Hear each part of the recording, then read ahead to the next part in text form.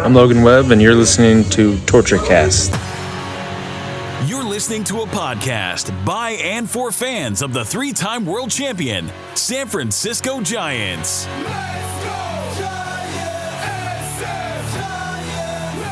With hosts Chad King and Eric Nathanson. This is TortureCast.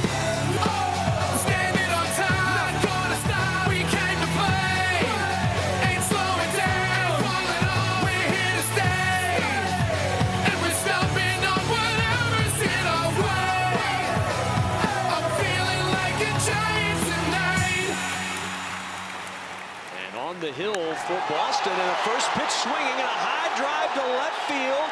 J.D. Davis sends it down the line. It is fair. It is gone. It's a walk-off home run for J.D. Davis. And the Giants win it 3-2.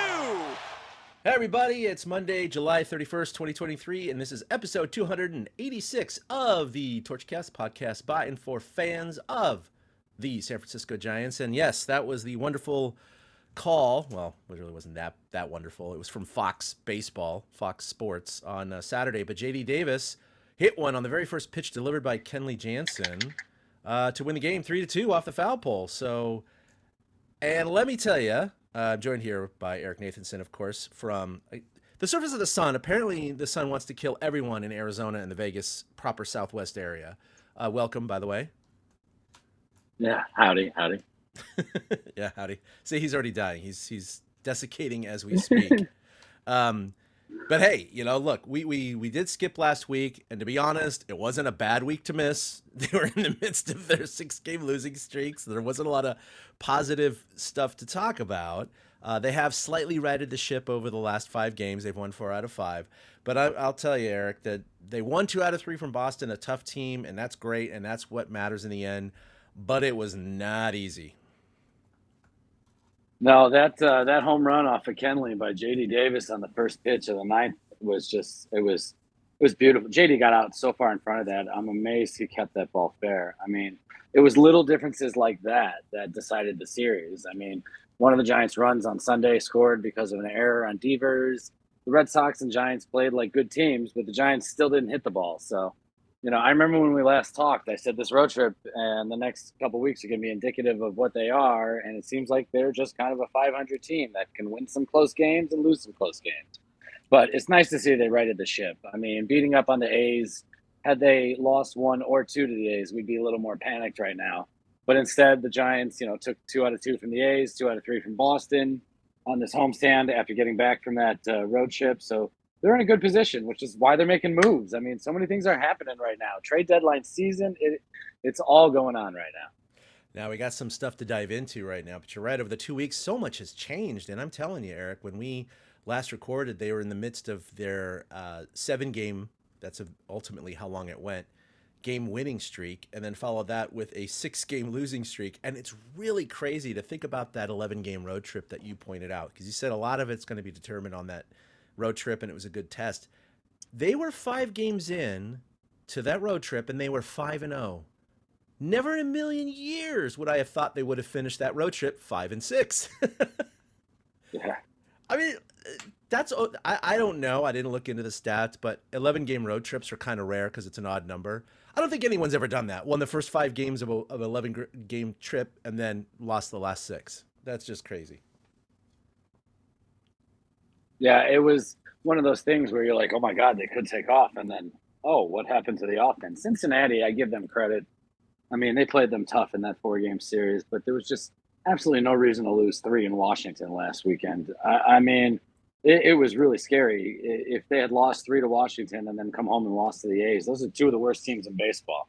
Yeah. So it was such a relief to see them right the ship after that because that was so ugly. You're right. And then the Detroit game, it's just they've been swinging the bat so poorly lately. I'm relieved they're still, 10 games over 500 right now?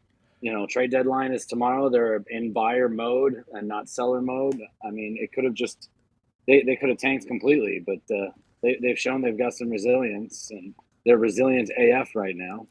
Plus, there's all sorts of troops coming back. Tyro Estrada is taking batting practice and thinks it might just be a short rehab stint. So the team will fill out a little bit better, because some of these lineups over the last few, days, you can see why they're having a tough time. You got Yaz batting third and fourth one night and then batting ninth the next night.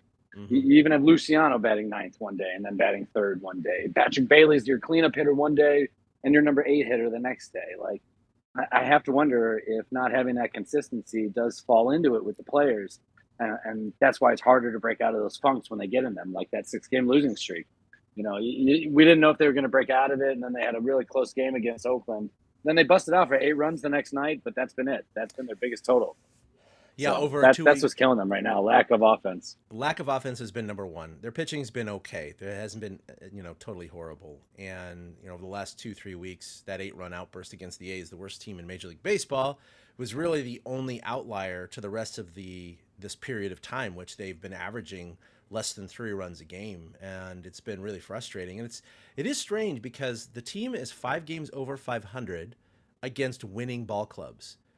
And yet they get swept by the Nationals. They went 0-4 against the Tigers this year. They lost against the Royals earlier this year. It's weird how they have done poorly against certain really crappy teams. And if they had beat up on those teams or even played 500 against those teams, I mean, they'd be in first place right now, which is really weird because they're only 2 games back of the Dodgers. That's the most amazing part in all this. And the Dodgers aren't running away with anything right now. They're 1 back in the win column, 3 back in the loss column, which, can turn out to be a big deal. But you're right. Looking at, they went 0-3 against Detroit. What the hell, man? Why are they losing to these bad teams? You just take 1 or 2 of those games, swing them the other way. That Washington series was so ugly. How do you go 1-5 against Washington this year? I mean, I just don't get it. But they are what they are. The Giants, Logan Webb had a bad day that day, his shortest outing of his career in that Washington series. So I guess that's how it happened. Yeah. If Webb and Cobb aren't on, nobody's really on. I get that they're 13-4, 14-4 now in games started by openers, but you can't count on that all the time. You do need your horses to come through. Yeah, you do. I was looking at the stats last night between starters and relievers, just looking at their ERA, and the starters have slightly over 4 ERA, relievers are around 3.8 or 3.7, so they're somewhat close. It was the innings pitched. They were almost 50-50, and that's what's crazy about it. I mean, back when we were kids, wow, you couldn't even imagine that, could you? Where your relief crew, your bullpen, has pitched basically 50% of the innings for the season? I don't get it, man. It's the weirdest thing. I know the openers are working for the Giants. They have a winning record with an opener, so it's like if it ain't broke, don't fix it. And you got guys injured now, Disco just went on the 15-day IL. You have freaking Logan Webb, man. He'll look like the ace and do a complete game shutout one hitter and then give up 6-7 runs to Washington. It's just he's been kind of Jekyll and Hyde, a lot like this team. This year with their major streaks. They've had a 10-game winning streak, a 7-game winning streak, a 6-game losing streak, a 5-game losing streak. They just seem to be all over the board, but we just mentioned that. They're 2 games back of LA. They're 10 games above 500. They lead the wild card by 1 game. They lead the wild card, right? Yeah, in like a big tightly grouped pack. I get it, or a tightly packed group. But that said, they're in a good position right now. If you told me this is where they were going to be on July 31st, I'd be pretty happy with that, considering that we thought the Dodgers wouldn't be as good, but they'd probably have a significant lead right now, and they don't. Yeah, I think what's really helped the Giants, too, is Arizona. They've had a couple of losing streaks of their own and hit some bumps. But, they're going for it, too. They traded for the Mariners closer, Paul Sewald, today. But, Arizona falling back a little bit and the Dodgers and Giants passing them because it was Arizona for, the first 2.5 months of the season. And then right around the break, the Dodgers and Giants kind of eked past them, and now Arizona's 2 behind the Giants. So, it makes it a little helpful. It's unbelievable. The Dodgers are just not the same anymore. They don't have the starting pitching they had. Right. They're trying to recreate the depth. They traded for Kiki the other day. I don't know why they didn't bring Turner along with them. Just get the old band back together. It was funny because, I don't know, totally aside, watching this Red Sox series, it was like all ex-Dodgers and Giants on the Red Sox. It was weird, Turner with the big bomb. Then you had Christian Arroyo, Adam Duvall.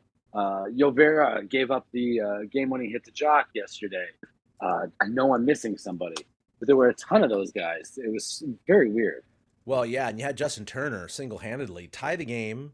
They won that one with the walk-off. And Yeah. then he also had the big bomb yesterday. And of course, the Giants walked that off in extras, which again leads to that whole like these games could have gone either way. It easily could have been a Boston sweep, to be honest. So, I mean, we're really fortunate. Yeah. The Giants are fortunate they won 2 out of 3. But the other thing that's weird to look at the standings and go, okay, they've been kind of mediocre. They're 16-16 since June 21st. Over that stretch, however, they've hit 213. They used to have a 254 team batting average. That's actually not too bad on June 21st. Since then, they've hit 213, so they're down to like 228 or something like that right now. But they went 16-16 over that, and that's not too bad of a record considering that batting average.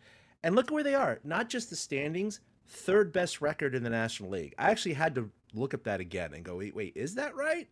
And it's true. Out of 15 teams, they got the third best record. It's remarkable. It's remarkable. I know a lot of people still pile on this team and think they're trash, but we're more than 100 games into the season here, folks. This is not, again, a fluke. I'm tired of a lot of the fans out there saying 2021 was a fluke.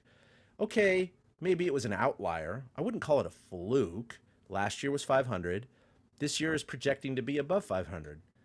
2020 in the shortened season was, 2 games under 500. I mean, that's building a pretty large sample size now to where you can say, okay, the way Farhan and Kapler are running this team, it is at least a 500 team, but more than half the time they're playing at a winning record level. Yeah, and they're weathering storms. Like right now, the offense is just absolutely horrible. But the pitching and however they deploy everybody, stuff's working right now. I'm actually trying to look up stats at the moment to see where they are. And wow, they're not even like them. They're in the 10th in ERA. Average against is what I'm going to look at next. But, it's kind of amazing with how bad you said they're batting. 213? 213 and they're since 12 and July, 12 this June 21st. Yeah. Jesus. And they're 12 and 12 this month. They scored the fewest runs in baseball at 80. But they're 12 and 12 this month, which just goes to show you that the pitching really does keep them in it. Yeah.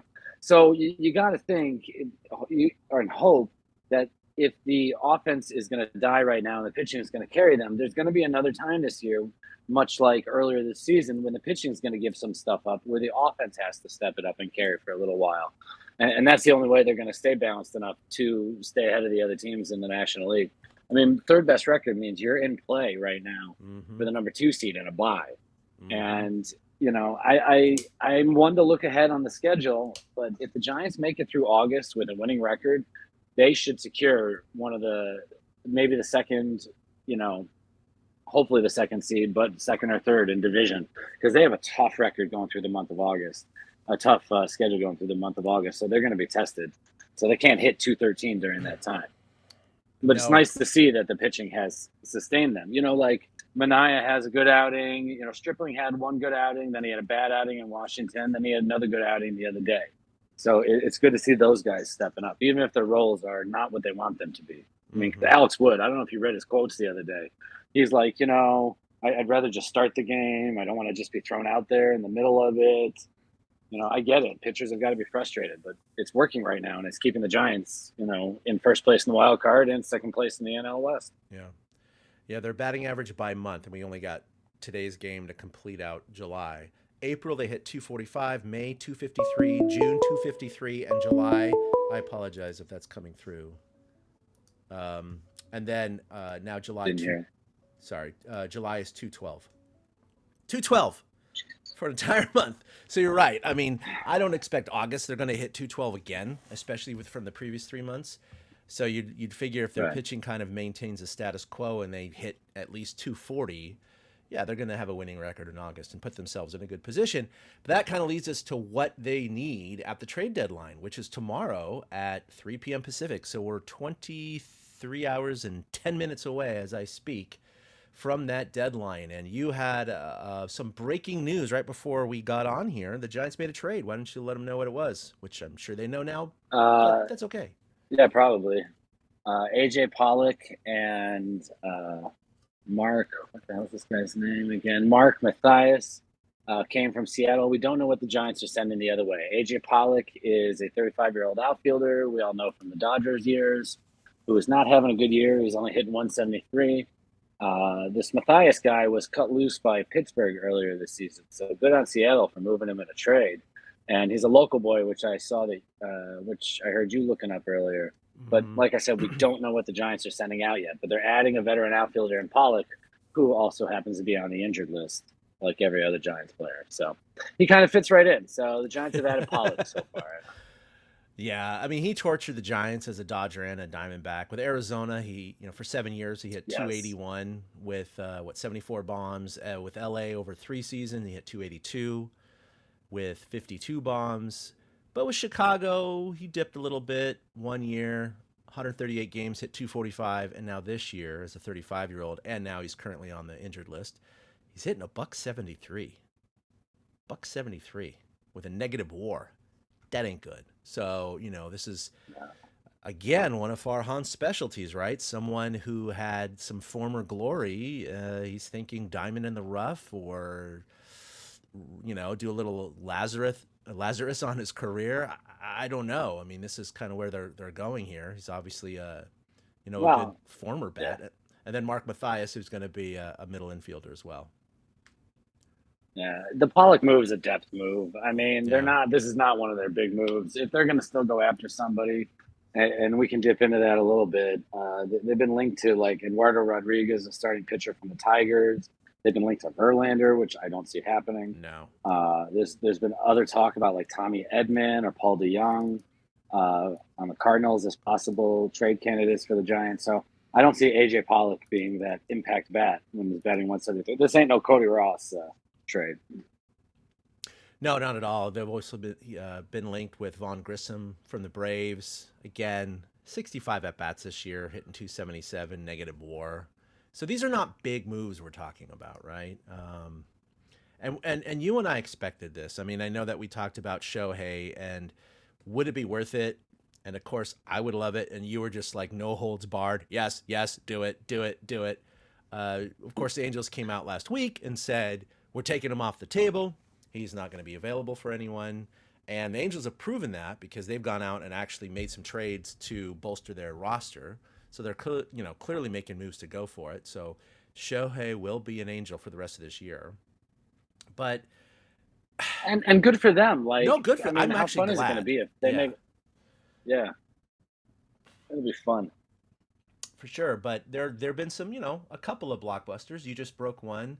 Mark Canha, he went to my high school, Bellarmine College Prep in San Jose. Went from the Mets to the Brewers, but the big one, of course, is Max Scherzer, traded yesterday from the Mets to the Rangers. So the Rangers going all in, and they just got swept by the Padres, so they're kind of hurting right now. I think they got a 1-game lead over the Astros, so they're looking for anything to bolster their chances to secure the West. But that's a huge one. That is a huge one. And in fact, the Mets, in return, got back Ronald Acuña's little brother. Yeah. Which is crazy. Which is just crazy. So so weird. He immediately became the Mets' number 2 prospect, according to the rankings. So that'll be wow. Fun fact, Ronald Acuña Jr. has more steals this season than the entire San Francisco Giants roster. Now you say the active roster or total stolen bases for that the Giants have stolen this year? Total. The entire year. Yes, he has more than the Giants have stolen as a team this year. It's just amazing. God. And the other fun fact out of the Scherzer trade is Scherzer is going to be paid $15 million this season by 3 different teams.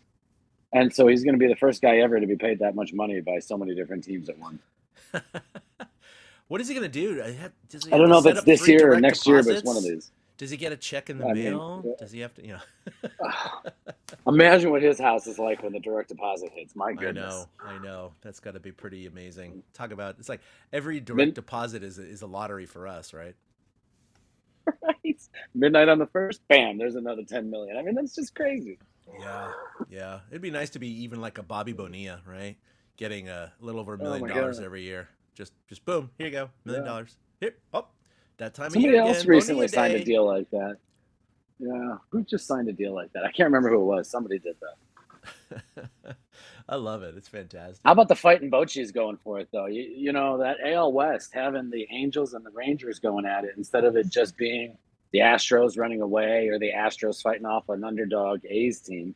It's kind of fun to see that the Angels and Rangers are in the thick of it. Angels more in the wild card, but Texas putting a run at it. It's pretty fun for Bochy to go through. I mean, if he wins a championship with another team, it'll be just a crowning achievement because he's a Hall of Famer already. But I mean, it's fun. Texas gives us an AL team to root for. Oh yeah, I never had anything to go for the Rangers. In fact, obviously in 2010 it was very much against them. But yeah, to see Bochy doing what he's doing this year is just great. So I've definitely become a Rangers fan in spirit. Once he leaves the Rangers, I no longer will be. Or when they play the Giants, Right. which will be actually later this month or in August. That'll be fun when the Rangers come to town. I want to make sure to try and cover one of those games. But yeah, I think the only other interest I've seen in the press is the Giants have been connected to Nicky Lopez, a middle infielder from the Royals. But again, lightweight hitting, utility guy, 5'11", 180 pounds, totally small.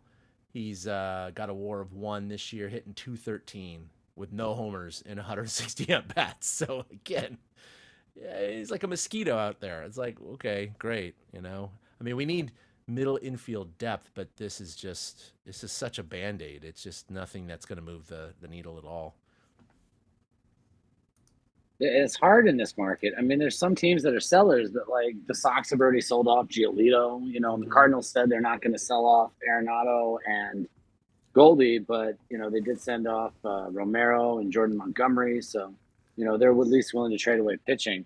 But you mentioned how many teams are tightly packed in the wild card standings, and that shows why it's so hard to make trades right now. I mean, the Cubs are out there trading for a third baseman and Candelario from the Nats, and they're 3.5 out of the wild card, but they're the 1, 2, 3, 4, 5, 6 team, in that little mix of teams. So when you only have, Pittsburgh and New York as the team selling in your league, or you only have Cleveland and Seattle and the A's selling in the AL, I mean, it makes it tough for any huge thing to get done or any gigantic swings to be had by those playoff teams because everybody's already got those players. That's why they're winning games. 100%. I think the benefit to the new wild card system and the expanded playoffs is, hey, we got more teams involved. I mean, look, right now we got the standings. I'm going to read them to you here. In the National League, we have the 3 division leaders. Giants, of course, are 2 back of the Dodgers, but you have the Giants leading the wild card pack, only a game ahead of both the Marlins and the Brewers. And then behind the Brewers, you got Philly a half game back of them, and Arizona 1 game back of them, and then even Chicago. They've won 8 out of the last 10. They're 3.5 back. And then now even San Diego, who they just swept the Rangers, right? I mean, they were further back than this, but they're thinking, okay, we're only 5 back here. Now, granted, it's a lot of teams to leapfrog. The point is, there are a lot of teams in contention. And so you have the Mets selling, the Pirates selling, Colorado selling. Well, they're perennial sellers anyway. Then you have Washington and St. Louis that are in there. Of course, St. Louis, as you mentioned, is not going to part with Arenado this year. That said, there are just fewer teams to trade with. Same with over in the AL. You got the White Sox, the Royals, and the Tigers and the A's kind of at the bottom there. Cleveland, they're right at 500. The thing is that they're 6 games back of the wild card, but they're closer to their division, right? They're a half game out of the division. So, wild card isn't even a consideration for them. That makes no sense to me, right? The AL Central sucks. You got Minnesota at 1 game over 500, leading the division, with Cleveland just a half game back. Hell, even Detroit is 6.5 back of Minnesota, even though they're 8 games under 500. It's the craziest thing. So you get a lot of teams that are like, well, we're in the playoff hunt, so why are we going to sell? We want to buy. It's just a simple supply and demand situation. And I think that also bodes into the calculation that many of these playoff calculation sites have. Like, for example, Baseball Reference has the Giants at a 57.4% chance of making the playoffs. And, maybe some of you are thinking out there, well, wait a minute. They're leading the wild card out of 3 teams. They're only 2 games back of the Dodgers.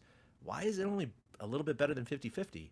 And I think the reason is because the number of teams that are in contention. There's just so many that there's 6 teams vying for the 3 wild card spots. So that kind of by nature almost cuts everybody's playoff chances in half. You know what I mean? More so than if the three other teams weren't there. So it's great. I think it's parity in baseball. I think it's great for the sport. But it can be frustrating during this trade deadline because I see all of these fans of all of these teams that are, quote, in contention, complaining about how their team is not making any moves. And you're like, well, there's just limited supply here, buddy. I don't know what to say.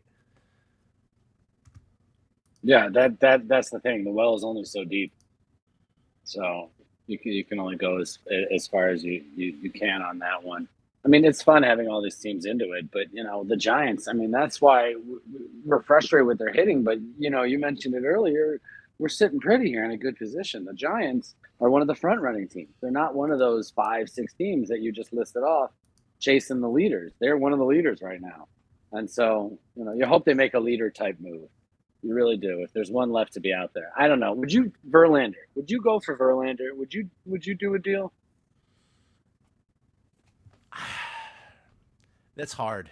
That's hard for me just because of his age, even though it really is just a rental. But I know that one of the hiccups is that he has a trigger of 140 innings that he hits, and then it automatically triggers the contract for next year.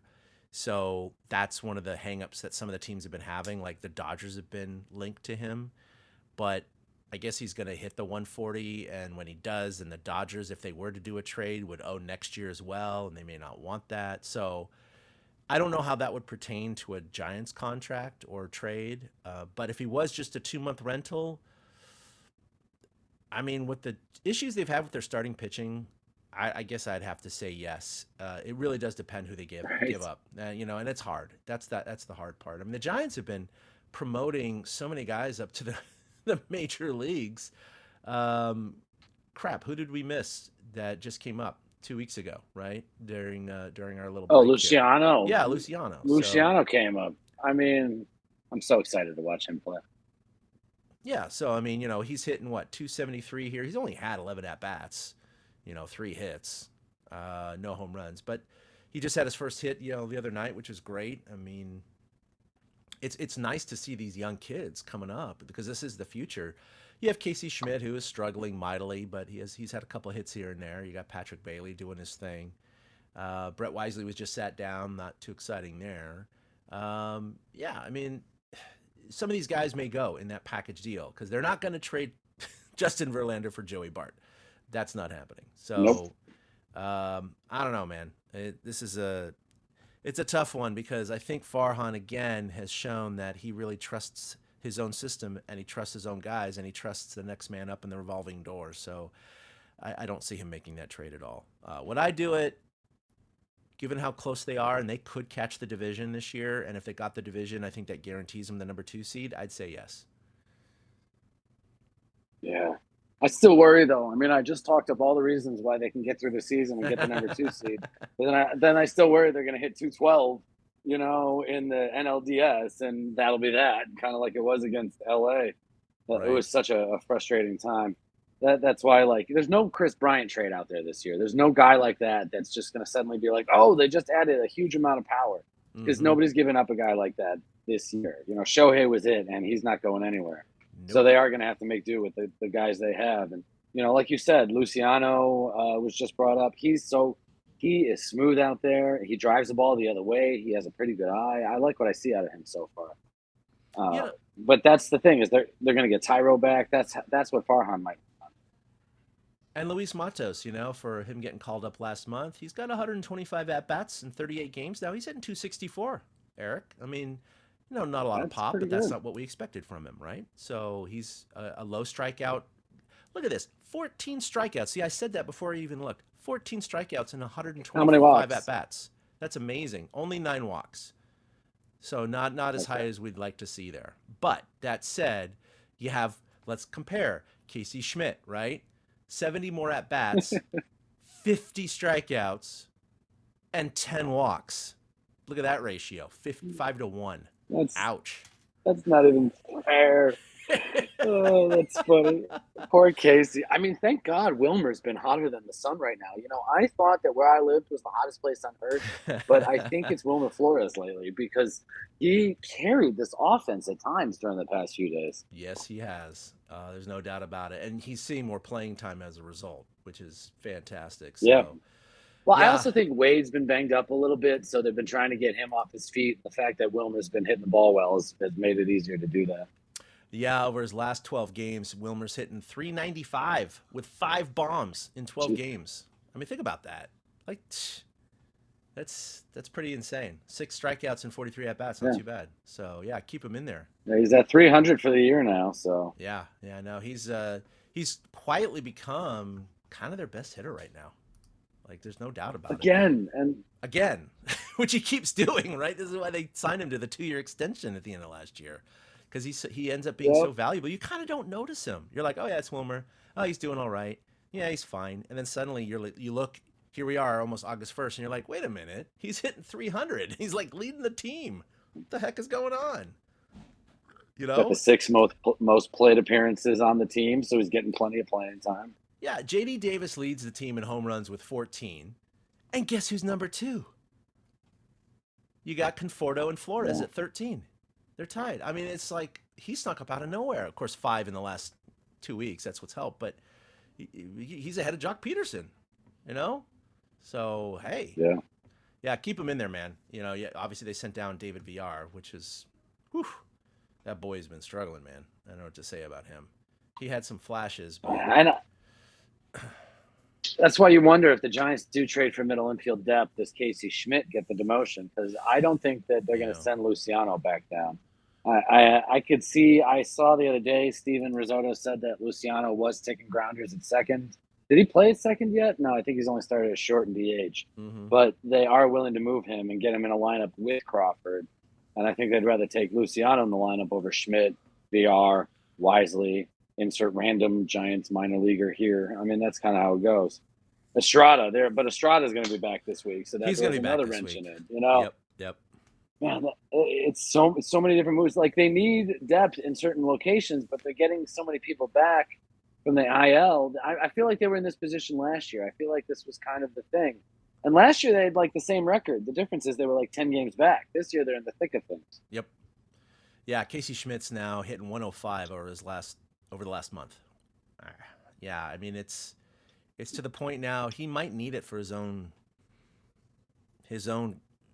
psyche. I don't know how else to put it. You got to give these kids hasn't confidence. homered since Mother's Day. Yeah. Right. Yeah, the dude comes up there and like, boy, those first 3 weeks were so exciting. He was just tearing the cover off the ball and flapping his gums out there. It was really fun to see, but he is just literally dropped off the table, man. Dropped off the table. And I do wonder what it's doing to his confidence right now. I don't know. Maybe he's the kind of kid who's like, I don't care. I'll just keep putting me out there. I'll figure it out. Or if he's pushing too hard. Sometimes these kids just press too hard and they need to get a little pressure release, which could be in the form of get out of the spotlight, go back down to AAA, and just work on some things, Yeah, right. It's been working for Ramos. He's been on a tear lately. Even Joey Bart's been hitting well. Yeah. And then Luis Gonzalez is going to be coming back off the IL soon. That's another decision they have to make with outfield depth. So it's like the trading deadline's tomorrow, but the Giants still have like 55 decisions to make over the next week and a half. Right? Yeah, you got So Farhan's probably happy because Crawford just came off the IL, but he could go back on anytime. Disco's on the 15-day IL. Yaz and Wade are day-to-day, but those could turn into significant injuries. Yaz with his hamstring and Wade with his back. You never know what could happen. Mitch Haniger, his forearm is now cleared in terms of the bone healing. The X-ray came out great, so he's resuming baseball activities. I know he's not coming back next week or anything. Luis Gonzalez, I don't see him helping much this year, but just on a personal note, it's good to see him back out on the field. He had his first rehab game last week in Sacramento. So, but you're right. I mean, with some of these guys coming back like Estrada and others, it really puts a lot of pressure on the Giants because there's just not a lot of fish out there that they could trade for. And because that supply is so low, the demand from those teams are going to be fairly high. And it has been, it's shown in some of these trades. So the Giants may stay pat. I don't know. Yeah, it's very tough to tell what what, if anything, Farhan's going to do, because that Chris Bryant 2 years ago was a big deal because we, all kind of expected them to make a big swing. Like, nobody expected the Giants to be the best team in baseball at that point. So, you go for it.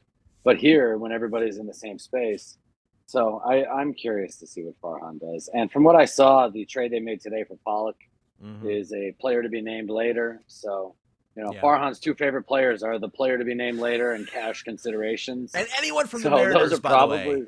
By the way, do we point out this is another Mariners trade? They have oh my God, it's just crazy.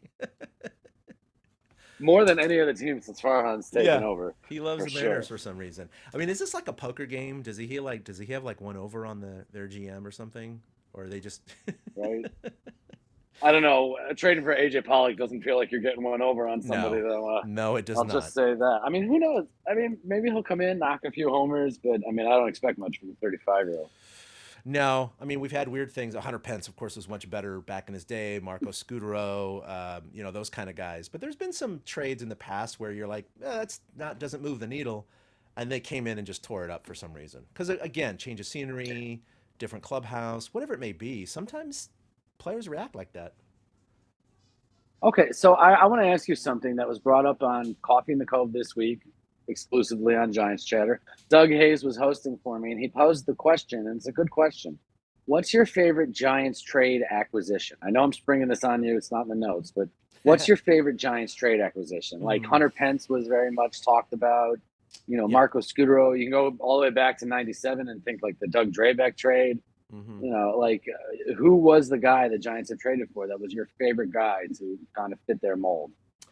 So, well, just because I mentioned Hunter Pence, that's way up there just because of what he did, not just on the field, but kind of off the field. We all know what he did in the 2012 playoffs, right? And the speeches and everything and the heart that he gave out there. I would also say it's not an underrated trade, but it was absolutely vilified at the time, but it was Jeff Kent for Matt Williams. That was absolutely roasted, man. And I roasted it. I was a huge Matt Williams fan. And they got rid of him for this Jeff Kent guy. I was like, who the hell? Like, he was a good player at the time, don't get me wrong, but it was just like, it's Matt Williams. It's Matt freaking Williams. He would have broken the home run record if they didn't have the strike, right? And they trade for him. And it was like, what the hell are they doing? And it ended up being one of the best trades the Giants have ever made, statistically, because Matt Williams just was never the same player. And look what Jeff Kent did, right? I mean, he absolutely tore the cover off the ball and really helped with Barry Bonds push him into the playoffs, especially in like 2000 and 2002 and stuff. So those two definitely come to mind as really big ones. Certainly, the smaller trades that ended up paying, big dividends are like your Marco Scutaros, right, who just tore it through the playoffs and became the NLCS MVP, those kinds of things. Yeah, I mean, those are what comes to mind. What about you? Freddie Sanchez was another one that was mentioned, which I thought was a good one. There's another one too. Marco, but it's funny. Sanchez came the year before the title, though. Yeah. Cody Ross also got some love. The Jeff Kent one, it's funny. You know who Jeff Kent is? He's Justin Turner in a sense. He's a guy that was just kind of okay with the Mets. And then, he ended up wandering somewhere, and then somebody makes a trade for him, and he turns into something. Because I'm with you. I hated it at the time, but Kent and Bonds, that offense of the early 2000s was the best Giants offense we've ever seen in our lives. Yep. And it was so much fun to watch, and Kent was right at the center of it. So I'm kind of with you. That is kind of, even though we lost Matt Williams in that one, that was the Sabian has big balls trade. That was the I'm here, I'm running the show, and this is how we're going to try to win games trade. And it paid off. I mean, they won the division that year, 97, and then they went off to have that run in the early O's. Yep. Yeah. Now that one. That just had to throw that out there, though. I thought it was a good question because it's trade season. For sure. So you put in the notes you wanted to talk about recent promotions in the minor leagues. Yeah, we should do that. Well, I mean, they have to fill the roster now because they're calling everybody up from the minors. Wade Meckler, though, just stood out to me because he was drafted a year ago, and so far this year he is hitting .336 with an .881 OPS. His win WRC plus is 151, which is just amazing. And he's got a 14% walk percentage, 17% K percentage. So right there in line with Farhan. So I thought wanted to give him a shout out. He got promoted from He got promoted from Richmond to Sacramento today. Mm-hmm. So that's a quick moving up the system. AAA 1 year after getting drafted. So, you got to like what you see. And you notice the Giants have been moving guys up the system a little quicker this year. They have. And they've been getting them on the field. And, I mean, we saw it with Luciano. The guy was in AAA for 7 days before they brought him up to the majors. That's what was so stunning about that. Mm-hmm. That was amazing. I really appreciate that Farhan's just using his balls this year and being like, all right, we're going to see if this guy can play here. Yep. We're going to let it go, And it gives him a chance. If he plays well, then maybe Aberson Arteaga is a trade chip. Or, if Meckler's playing well, Tyler Fitzgerald becomes a trade chip.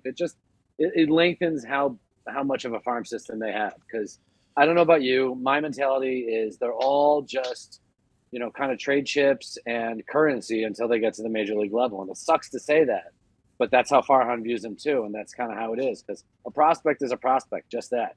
He's a prospect of what's to come. He's not a proven commodity. Right. I have a question for you. Given Kyle Harrison, I know he had a brief hamstring injury, and I think he's coming off of that right now. He should be okay. If the Giants don't acquire any pitching help before tomorrow, do you think they call him up sometime in August? If they don't get pitching help, yes. Yeah. Okay. I do. If they don't get pitching help, I do. I say they throw it against the wall and see what sticks. Yeah. There's got to be some miraculous run, but Disco's down again. Alex Wood can't be trusted more than twice through the lineup, and they clearly don't trust Mania or Stripling to start on their own. So, yeah, absolutely. I think they bring up Harrison sometime in August, especially if they're struggling and they're like 4-10 or 5-9 in the month or something like that. So, yeah, absolutely, I can see that happening. How about you? Yeah, a lot of that buzz is quieted. Obviously, we talked about it. Everyone was talking about Kyle Harrison at the beginning of the year, going, oh, he's going to get called up soon, right? I mean, hell, people expected him getting called up before a Casey Schmidt at the time or a Patrick Bailey at the time, right? They have Joey Bart, right? What do they got to worry about? They got Roberto Perez. They got, they got all these guys. They got all sorts of catchers. And to see what's actually happened is just kind of funny, and it goes to show you a typical Farhan team. You just really don't have any idea what the hell's going to happen. Luis Matos got called up. What the heck? Like, we didn't see that, Luciano got called up. Like, it's been insane. But not Kyle Harrison. Obviously, we all know probably why, and that's his ability, or the lack thereof, to control the strike zone. His walk rate is just ridiculously high, and you cannot come up to the majors and give free bases. You just can't. So that is a huge concern because he's not seeming to rectify that in AAA. And so I know there's hesitation. And you don't want to kill his confidence either. That's the thing. You don't want to bring him up. He gets hammered by the Orioles. I know they've already played them, just random ass team. But you know what I mean? He comes up and he gets hammered by some team, and his confidence is shot. He gets sent back down, and then he's got to work on things. It could delay half a season of improvements just by doing that too soon. Yeah. I mean, plus they need outfield depth. Like Matos ain't going anywhere. Yastrzemski is going on the IL today with a hamstring strain. You mentioned he's day-to-day. Well, he's on the IL. And Isan Diaz is active today. Okay. Not a lot of good that'll do. Did that just happen? Yeah, because right before we recorded, he was day-to-day. Yeah. But, yeah, okay. Yeah, it's 13 minutes ago. Brebbia is being moved to the 60-day IL. But he is eligible to come back sometime in August. So it's just a bookkeeping move. Yeah. And a roster freeing up move, primarily because of the trade they just made with the Mariners probably. So that's the news so far today is that, as IL, Diaz will come up, and I'm sure Diaz will be sent right back down when they have to activate Pollock or activate somebody to get them into that middle infield, outfield rotation. And then Brebbia will be back later. They don't have any bullpen problems. That's the one thing we don't have to worry about right now. Right. If I recall, Diaz didn't even get a hit the last time he came up, right? I don't think he did. He looked so bad. He looked really bad. It was like he was so overmatched. Yeah, I hate to say it, but he just did. He looked overmatched. He did. Well, all right. Baseball Reference, like I said, still has them at 57% and forecasts them to be around 91 wins for the year, which is, hey, we'll take that. No worries about that. But they got to have a strong August to kind of meet that goal. And like you said, they got a tough schedule in this month coming up. It's not going to be easy. See if I can bring it up here. This week, of course, is not terrible. It's 4 at home versus the Diamondbacks. So hopefully the Giants can use some of that time to put a little space between them and the Diamondbacks. And then 2 in Oakland, the worst team in baseball. So there's nothing more you need to say about that. But August, and you get to sleep in your own bed. That's right. But then August rolls around, and we got 3, at Angels. And then the big one, the Rangers come to town. Not only are they a great team, but it's Bruce Bochy, of course. And then right after that, the Rays come into town. So, I mean, they got 2 high-quality teams on the next homestand. And then they go on the road and play the Braves, the best team in the National League. And then they play the Phillies in Philly, which is, they're only a couple games behind the Giants right now. Who knows what it'll be by then. And then the week after that, they play the Braves again at home. And then the Reds, who are kind of like the same record as the Giants. That is a tough August, Eric. You see tough. My concerns. Yeah. You totally Rangers, see my Rays, here. Braves twice, Phillies. Woo. Yeah, all teams that are in races, and not just mediocre teams. Philly is the worst of all those teams, which is amazing. Yeah. So August is no joke for the Giants. I would consider, to be honest, looking at that, 500 has got to be their minimum goal, of course, to stay kind of in the race. But I think that would actually be pretty decent if they went 500 for the month, running that gauntlet. And September. That's why I say if they do something like go 17-13 or whatever, how many games it is, maybe it's 28. If they go 18-10, that's unbelievable. They have secured themselves as one of the couple best teams in the National League if they do that through the month of August, because they will not have done that against the dregs of baseball. They will have done it against teams that are fighting for spots with good pitching. It's crazy because when you look at the schedule, even September, the Padres are the Padres, so they're just unpredictable. The Cubs have been playing much better. Who knows where they'll be in a month. You do have 6 against the Rockies, so that's kind of, good for them. The Giants have won, 14 consecutive series against them, I think. Then you got the Guardians, the Dodgers, the Padres again, and the Dodgers again. So September looks a little bit easier on paper, but definitely not easy per se. So, yeah, the Giants wrapping up the last 2 months of the season here. I mean, this is some tough scheduling they got here on the back end. There's no doubt about that. But boy, August. I'd feel so much better if they were hitting better right now. I'd feel so much better heading into August. It's really they better get right this week against Arizona and Oakland. They really better. Seeing familiar faces, I hope that does it for them. 4 games against Arizona. This is a chance to kind of put their foot down on one team as well as create distance from the other teams at the same time. For sure, man. Jeez, boy. Thanks for bringing that up, Eric. It looks bad. All right, well, that's going to do it for episode 286 of the Torchcast. We should be back next Monday for episode 287. We'll see what they do against the Diamondbacks and the A's. But, of course, you can follow us individually on, oh, my God, it's not called Twitter anymore. What the hell is it called? X? Yes, it is. It's called Twitter. Going to give it to you? What the heck, If man? we keep calling it Twitter, it will stay Twitter. And then somebody will buy it from him. He's the weirdest dude in the world. I don't know what to say. I don't get it. He's just strange. Okay, well, we'll just keep calling it Twitter because you know what it is. Anyway, follow us individually on Twitter at ChadK21, at 2outhits with the number 2 for Eric. Of course, at TortureCast. We are on Threads. I know myself, I still haven't been very active on Threads. It's hard for me personally to manage 18 different social media accounts. So it's just really hard. Well, did you hear 100 million people signed up for it and then stopped using it? And we are definitely one of those 100 million people right now. I think a lot of people did that. Yeah, I think a lot of people signed up for Threads. I signed up with, obviously you did the Torturecast. I did my own account, and I was like, oh, this is cool. Wow, there's so much less, vulgar and nastiness, and everyone's so polite and nice. And then I kind of put it down because the volume of information was still coming from Twitter. And it was just kind of like, until it would be a very slow process. You can't instantly take everyone on Twitter and put them on Threads and have that same volume of information. And I think that's the struggle right now. So I think Threads is a great concept, and I would not mind for it to replace Twitter. I just don't know in reality if it really has a chance, but we'll see what happens. Yeah. They So can take Twitter from me when they pry it from my cold dead hands. That's how I feel. there you go. Right. Put up with all the bad stuff because you can block them anyway. Of course, you can like us Yep. on the Your Grandparents site Facebook, which apparently I'm old enough to still use, but that's okay. And then, of course, we post everything on torchcast.com. Eric, what you got going on over at Giants Chatter?